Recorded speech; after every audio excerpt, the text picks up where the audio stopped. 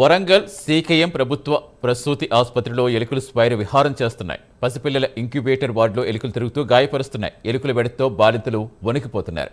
ఎలుకలు ఇష్టానుసారం తిరుగుతున్న సిబ్బంది నిర్లక్ష్యం చూపడంపై పేషెంట్ బంధువులు మండిపడుతున్నారు.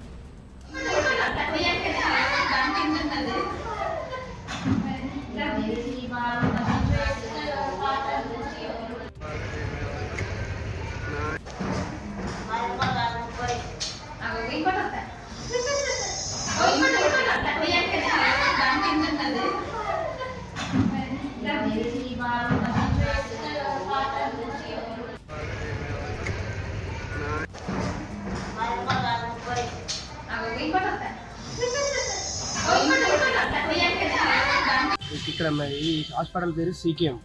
ఇది చందకంతయ్య మెమోరియల్ హాస్పిటల్, ప్రభుత్వ ప్రసూతి హాస్పిటల్. ఇక్కడికి వచ్చిన తర్వాత ఇది మా వైఫ్ కోసము, మా వైఫ్ డెలివరీ కోసం తీసుకొచ్చిన తర్వాత 30 నవంబర్ నాడు మా వైఫ్ సిజేరియన్ అయిన తర్వాత ఇప్పుడు ఇది పేరుకే గవర్నమెంట్ హాస్పిటల్, ఏది అన్ని ఫ్రీ అని అంటారు.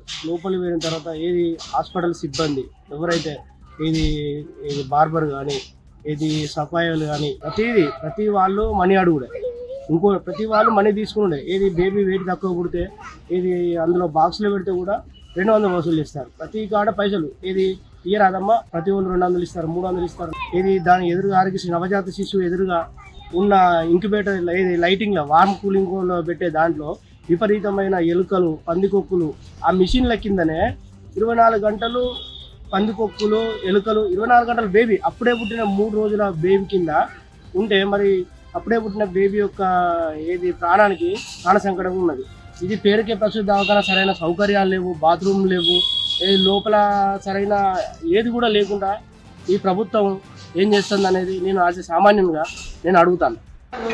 ఎలుకలు మన బొర్ర పిల్లలే కాటు తింటారు. ఇది కష్టపడుతున్నారు, వచ్చి కష్టపడుతున్నారు. నింద్రపోలే కళ్ళు